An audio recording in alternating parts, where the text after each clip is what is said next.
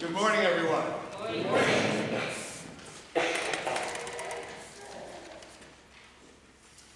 I'd like to follow up this morning on a metaphor of the relationship between God and God's people, which we met a few weeks ago in the second of the three voices that are recorded in the book of the prophet Isaiah. You remember, to a people who feared they were lost politically, socially, and spiritually, and abandoned and kicked to the curb by their God and sent into exile, the prophet wrote, "You shall no longer be termed forsaken, and your land shall no more be termed desolate, but you shall be called Hephzibah. My delight is in you, and your land Beulah, married. For as a young man marries a young woman, so shall your builder marry you. And as the bridegroom rejoices over the bride, so shall your God rejoice over you." I suggested those weeks ago that the relationship between a parish and her clergy could be helpfully, but not completely, seen in the metaphor of marriage. Because in the Hebrew Bible, especially, marriage stands for sticking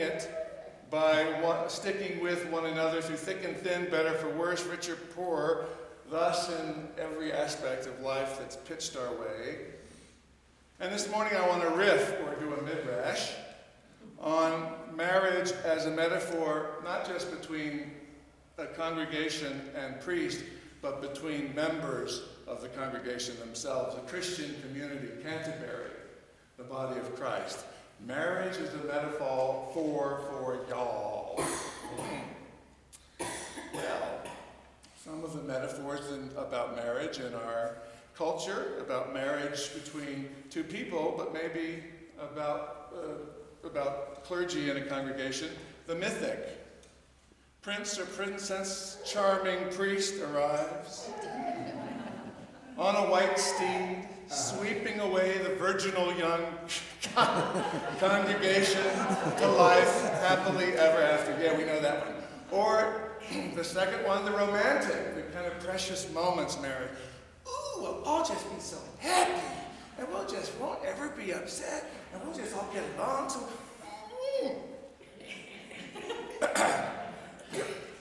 or the pragmatic. You know, life is tough. Clergy are all different, congregations are different. Let's just grab one and go. But I want to offer another one. It's called the lapidarian one. You know, the process of cutting and polishing gemstones is called lapidary. And in it, it's a method where you take rough gemstones of equal hardness and they're put in a revolving, like, barrel with progressively decreasing abrasives. And these finer abrasives are used until a polish is obtained on the stone. This process resembles what happens to stones in a stream or on the side of the sea. The tumbling takes weeks, and voila, there you have that beautiful stone, all nice and shiny and soft to the touch. So, how is community life at Canterbury like lapidary? Well, it takes rough-souled individuals rubbing off against one another the sharp edges between them via friction. So what close relationships don't have friction? I don't know of any. Far from the utopian idea that conflict in a Christian community is unchristian, I think quite the opposite is true. The rough and tumble against one another in community life changes us. It is the slow spiritual dismantling of our little egos. I want, I demand, I deserve, I desire. All that gets worn down in community, does it not, as we come across and up against one another. You know, this polished gemstone is a delight to the touch, but there's no overnight solutions, no painless polishing. I know when I've been particularly polished by congregations, I haven't liked it much. St. Paul, this morning in his 13th chapter to the first letter of the church in Corinth, I think speaks about this type of polishing, this kind of polishing love, this enduring love for the ages. He says it's patient and kind, it's not boastful, not full of itself, not rejoicing in the wrong, but what is in the right. So what's the challenge of communal life then? What is the challenge of being St. Thomas of Canterbury at this place and time? I think it's sticking to it when the polishing process gets tough and you know it.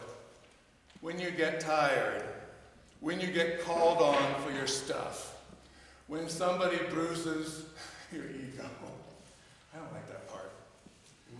Enduring love kicks in these moments of weakness, collapse, and confusion and failure.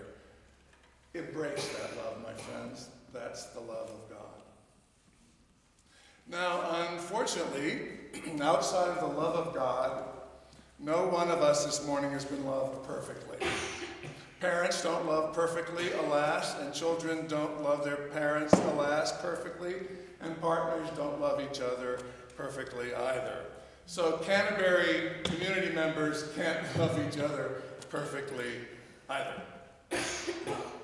All of us have wounds from being loved imperfectly in our lives, and alas, all of us have inflicted love wounds on others.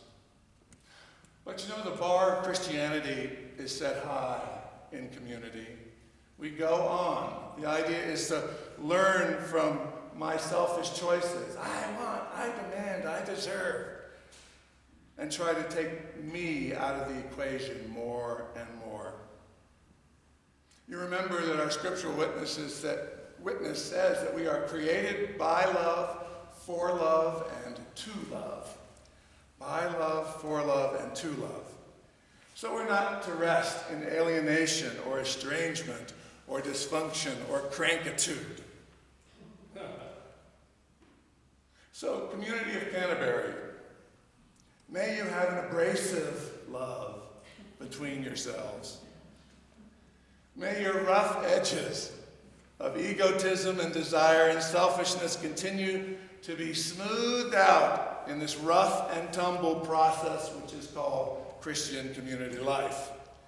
And may in that process you be a blessing to yourselves, to each other, and oh so to this wacky, wonderful, wounded world in which we live.